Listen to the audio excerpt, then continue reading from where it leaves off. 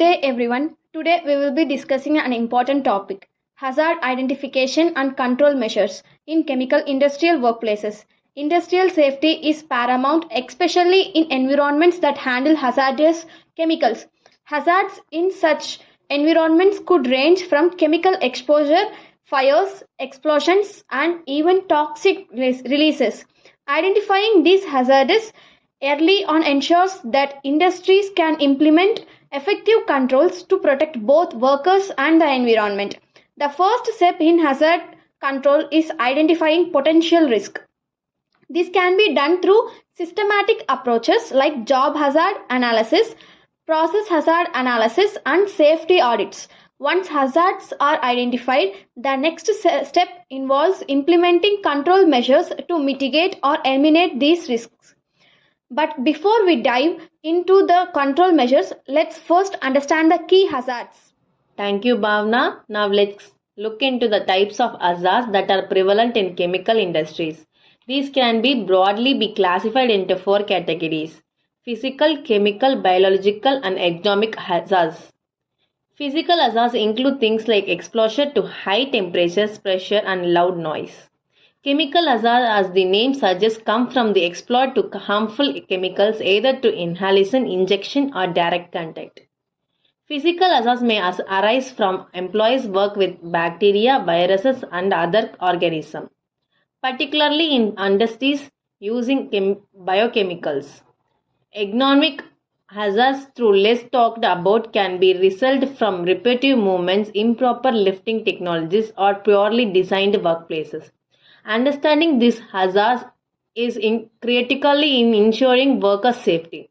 Next, Guru will talk about how to identify these hazards in the workplace. Thank you, Abhirami. Now let's focus on how we can identify hazards effectively.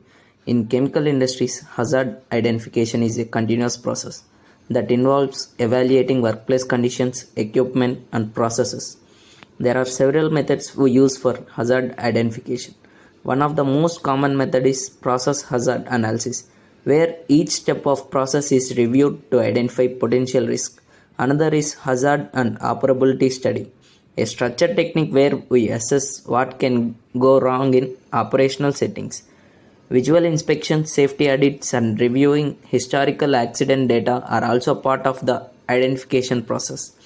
Employees' involvement is key here, since they are the front lines. Their input during inspections can be invaluable for spotting potential hazards.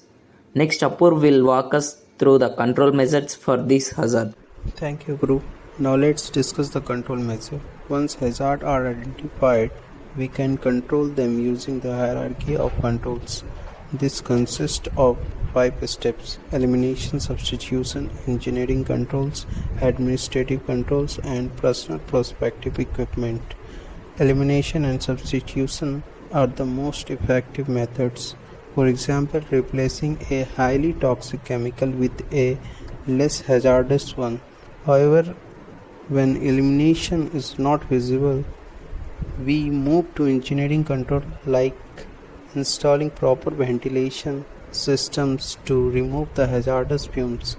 Administrative controls involves training employees on safe work practice, rotating shift to reduce the exposure, and implementing the strict safety protocols. Finally, PPE such as gloves, masks, and safety goggles act as the last line of defense when other controls cannot fully implement the hazard. Now Joel will wrap up with the importance of continuous monitoring and safety culture. Thank you, Apur. To control the hazard identification and control measure, do not stop after implementation. Continuous monitoring is essential to ensure that the control in the place remain effective.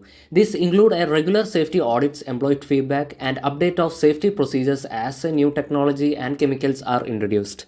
Fostering a strong safety culture is equally important. Employees should feel empowered to report the unsafe conditions and contribute to improving the safety practices. Regular training and drill helps to keep the safety at the forefront of everyone's mind. By being proactive about hazard identification and adopting a comprehensive approach to the control measure, chemical industries can significantly reduce the risk of workers and the environment. Thank you.